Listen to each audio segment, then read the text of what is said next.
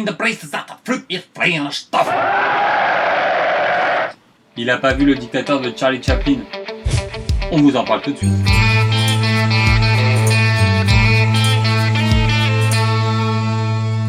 Spécialisé dans la comédie burlesque, Charlie Chaplin tarde à adopter le cinéma sonore et continue de produire des films muets jusque dans les années 30. Des caricaturistes de l'époque remarquent une ressemblance par la moustache entre Charlie Chaplin et Adolf Hitler. Le réalisateur, préoccupé par les tensions politiques en Europe, s'en inspire et écrit son premier film parlant et son dernier avec le personnage emblématique de Charlot, le dictateur.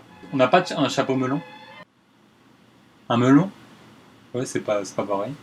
Juste un melon, quoi. Le film connaît un grand succès populaire, le plus grand de la carrière de Charlie Chaplin. Il est évidemment interdit en Allemagne par Hitler, qui se serait procuré une copie pour une projection privée, et on imagine ses réactions. Ça raconte l'histoire d'un petit barbier juif qui vit dans le ghetto de Tomani, un pays imaginaire, et qui partage une ressemblance avec Hinkel, un dictateur assoiffé de pouvoir et de conquête, et c'est bien sûr Charlie Chaplin qui interprète les deux rôles.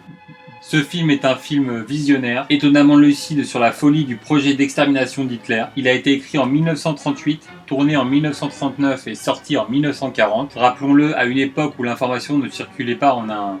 C'est un exploit qui réussit à inscrire le film dans les plus grands récits d'anticipation. Il faut dire aussi que ce film, c'est un geste fou qui tente d'attirer l'attention sur les problèmes qui agitent l'Europe aux premières heures de la Seconde Guerre mondiale et qui a peut-être participé à l'éveil des consciences aux États-Unis en orientant l'opinion publique. On peut donc y voir indirectement une responsabilité dans l'entrée en guerre de son pays. Il faut voir tous ces films.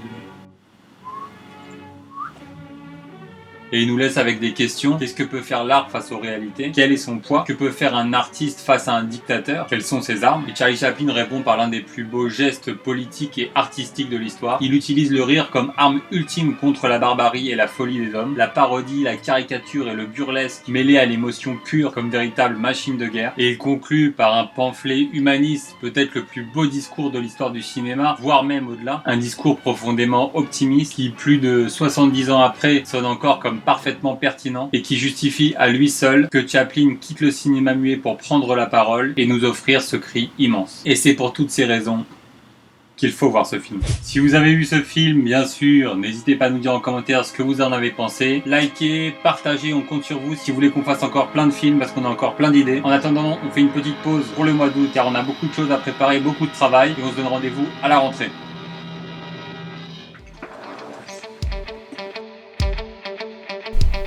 Phew.